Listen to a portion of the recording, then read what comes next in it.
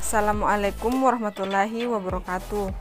Pada video kali ini saya akan menjelaskan tentang pemijahan ikan lele.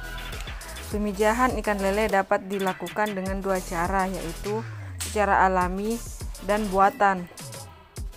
Pemijahan secara alami merupakan pemijahan ikan yang terjadi secara alami dilakukan oleh ikan tanpa bantuan dari tangan manusia seperti penyuntikan hormon atau mempercepat pematangan gonad ikan. Pemijahan alami dilakukan pada kelompok betina dan jantan atau sekelompok ikan yang ditempatkan pada satu wadah atau kolam khusus pemijahan. Perbandingan yang baik antara betina dan jantan adalah 1:1 dengan perbandingan berat dan jumlah yang sama. Wadah pemijahan dapat berupa tembok atau bak plastik yang berukuran 2 meter x 1 meter dan ketinggian air 15-30 cm. Keadaan suhu dan salinitas kolam harus disesuaikan dengan lele dan tidak boleh ditambahkan perangsang apapun. Ketika proses pemijahan berlangsung, kolam akan diberhentikan untuk mengurangi gangguan yang dapat mengganggu jalannya proses pemijahan. Selain itu, ikan lele lebih senang melakukan pemijahan di tempat gelap dan hangat. Biasanya proses pemijahan akan berlangsung pada malam hari. Jika sudah terlihat telur yang menempel pada kakaban, segera pindahkan kakaban ke media penetasan yang sudah disiapkan. Pemijahan buatan. Pemijahan buatan dilakukan dengan cara menyuntikkan hormon. Hormon yang disuntikkan berupa hormon ovaprim yang memiliki fungsi untuk memacu kematangan telur dan sperma. Pemijahan lele bertujuan untuk menghasilkan benih lele berkualitas yang nantinya dapat dipelihara hingga besar. Induk lele betina menghasilkan sekitar 3.000 sampai 5.000 butir telur per kilogram. Lele yang memiliki ukuran tubuh lebih besar akan menghasilkan telur lebih banyak.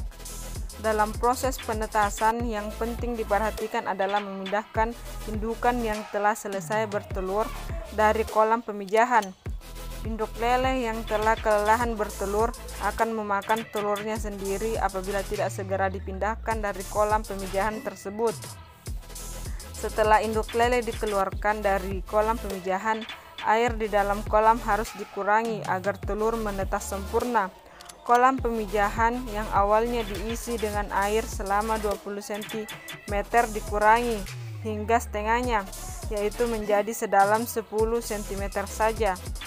Hal ini perlu dilakukan agar oksigen di udara mudah berdifusi ke dalam air dan mencapai telur yang sedang berkembang. Telur membutuhkan pasokan oksigen yang baik agar dapat berkembang dengan sempurna hingga menjadi lele-lele kecil.